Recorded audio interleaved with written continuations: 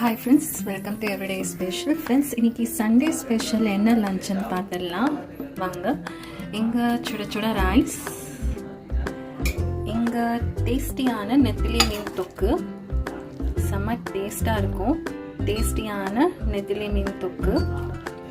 அப்புறம் இங்கே டேஸ்டியான ஃபிஷ் கறி, சங்கரா மீன், பெரிய பெரிய சங்கரா மீனில் பண்ண ஃபிஷ் கறி ரொம்ப டேஸ்ட்டாக இருக்கும்.